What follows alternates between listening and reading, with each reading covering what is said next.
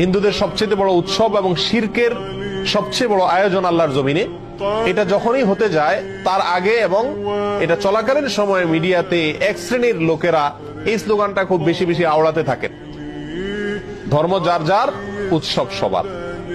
বড় আশ্চর্য লাগে, বিষয়টা যখন ধর্মীয় তাহলে এটার ব্যাখ্যা দিবে তো ধর্মীয় ব্যক্তিবর্গরা, কিন্তু ধর্মীয় বিষয়ে ব্যাখ্যা দিতে আসছেন রাজনীতিকরা, ধর্মীয় বিষয়ে ব্যাখ্যা দিতে আসছেন বুদ্ধিজীবীরা, যাদের ধর্ম সম্পর্কে কোনো ধারণাই নাই। এটা হলো সবচেয়ে বড় আশ্চর্যের বিষয়।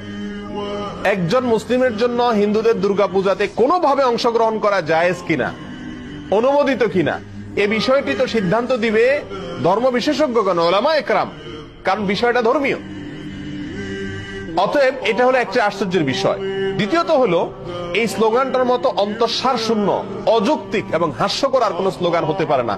এই স্লোগান যদি যৌক্তিক হতো, এটার যদি অন্তঃসার থাকতো, তাহলে তো এই স্লোগান মুসলমানদের ঈদের সময়, উৎসবের সময়ও আসতো। বলা হতো, হিন্দুদেরকে আহ্বান করা হতো, তোমরাও আসো, দোনো ঈদে অংশগ্রহণ করো। অথচ তখন এটা করা হয় না। তাহলে বোঝা গেল উদ্দেশ্যমূলক ভাবে শুধু মুসলমানদের ঈমান ধ্বংস করার জন্য এই ষড়যন্ত্রমূলক স্লোগানটি বাজারে চাউর করে রাখা হয়েছে এবং এর পিছনে কিছু ষড়যন্ত্রকারী তথাকথিত বুদ্ধিজীবী এবং রাজনীতিকরা কাজ করছেন। আমরা সকলেই জানি কোরবানি